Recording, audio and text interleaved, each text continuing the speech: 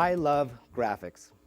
They tease my eyes, challenge my mind, and extend my understanding.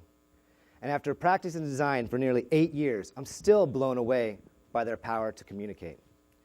See, what I've learned in that time is that graphics are like a form of language, and it takes time to find your voice.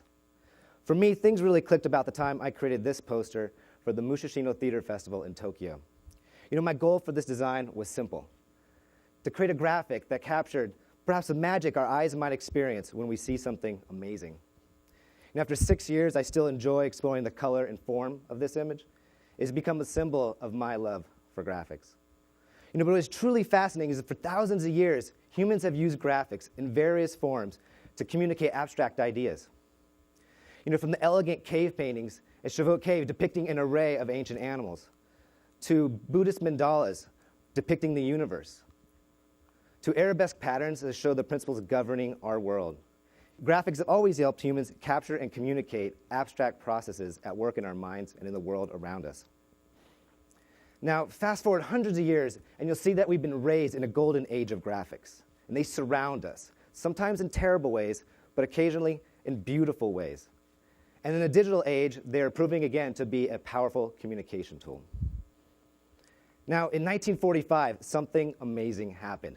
ENIAC, or the Electronic Numerical Integrator and Computer, was turned on. And this is widely considered to be the world's first digital computer. And this huge calculator started an armed race to build the world's fastest tabulation devices.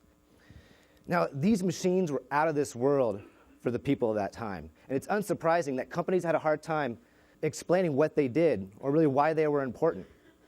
A photograph simply couldn't capture their inner workings, so they turned to graphics.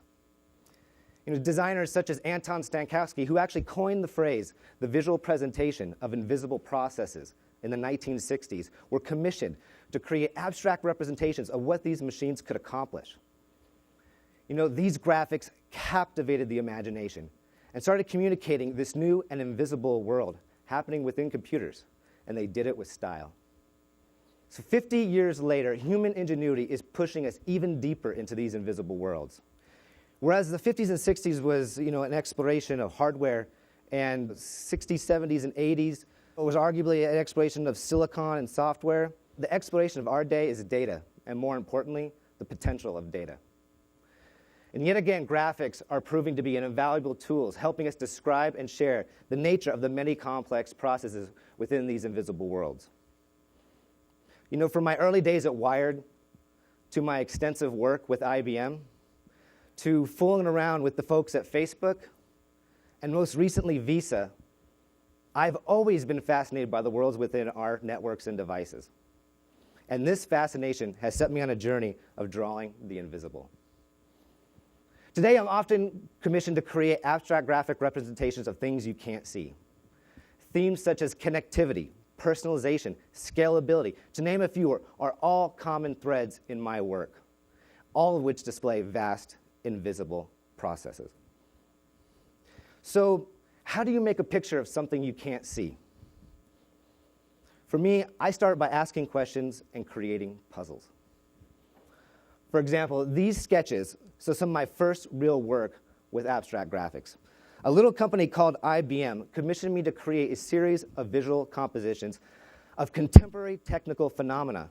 They wanted purely graphic, non-representational designs presenting terms such as insight, risk, computing, or simply data.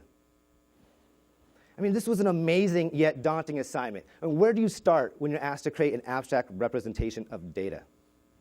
See, at my core, I'm a visual storyteller, so making pretty pictures isn't good enough for me. It's important that I really understand the subject, and I create something that is smart as well as beautiful. And this is why I start by asking questions. I would question everything about the subject. There were no stupid questions. What makes data data? How do you structure data? What's the nature of raw data? I would sit in my studio having these low-level existential conversations that, I, as an art major in college, was completely unqualified to have. But something constructive would emerge that would be the seed for an image that could artfully but intelligently represent these subjects.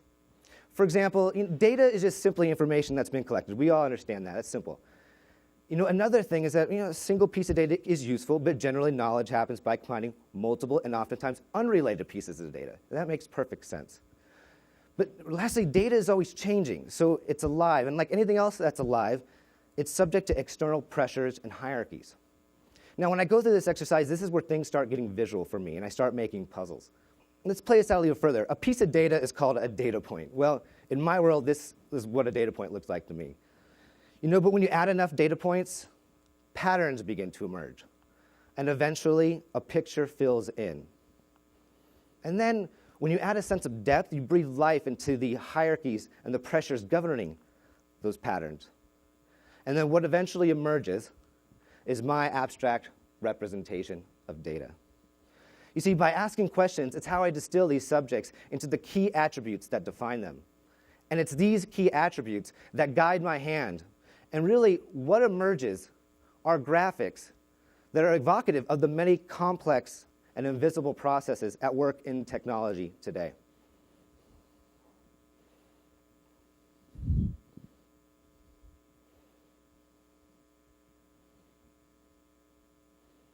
So, whether I'm constructing an image representing the tsunami of DNA data we're currently collecting now, or how data and analytics is improving our personal health. My motivation is to capture and celebrate the abstract nature of our existence into beautiful cognitive puzzles. And I've come to understand that my graphics draw upon many of the principles governing the natural world, things like multiplicity, pattern, chaos, form, and function. But perhaps the strongest aspect of my work, I think, is when I combine geometry with iconography.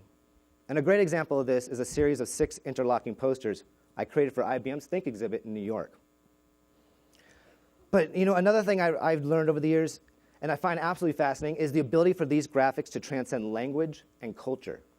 The work I was doing at IBM was central to a communication platform that spanned over 130 countries. From China to Chile, IBM was using these designs to talk about and communicate some of the more elusive and complicated stories they wanted to tell.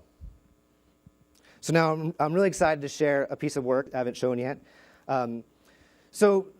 Since working 60 hours a week just seemed too easy, I started a new studio, a new hybrid storytelling and design studio called Story TK. And we recently concluded a collaboration that combined many of the graphic disciplines I love: abstract graphics, infographics, and motion graphics. And the client was Visa, and they asked us to tell the story of VisaNet, the global payments network system that processes over $7 trillion in transactions every year. This was my biggest challenge yet. Something so big and so technical demanded I get out of the studio and into the field. And my first stop was Visa's data center in Virginia. After getting a biometric scan and passing through an airlock tunnel, I was able to see the guts of one of the world's most sophisticated and secure global networks. And I got to talk directly with Visa's top engineers and was able to ask the questions that would help me distill this incredibly complex system into a simple list of attributes. Things like ubiquity, security, and equality immediately raised to the surface. And this prompted me to ask one simple question that would put me on a path to a solution. Is each and every transaction viewed equally in the eyes of the network? So whether you're spending 200,000 dirham in Dubai for a new Mercedes or $2 in Denver for a pack of gum, does VisaNet treat each of those transactions equally? And the answer was yes. You see, they were so used to talking about transactions in the thousands or millions that it convoluted a very simple yet beautiful fact that electronic payments, like snowflakes, are actually completely unique moments in time. And I was fascinated by this, and I was obsessed to find a way to capture this graphically. And working with Visa's data scientists, we distilled that every transaction has a key set of variables that give it its unique signature. Things like merchant type, amount, time. From there, I developed a graphical system based on abstract forms to visualize these variables. And once the design logic was coded, the system would generate unique digital signatures we began calling snowflakes. So whether you were buying a wedding ring for your bride-to-be, or paying for your child's college tuition, or making a donation to your favorite charity, this system combined the power of information and abstract graphics to capture and visualize the data moving through one of the world's most secure and sophisticated global networks. And yet again, graphics was a key part in helping us capture and explain a complex and mostly invisible process. And as people continue to build ever more complex and invisible technological wonders, abstract graphics will be even more necessary to communicate how they work.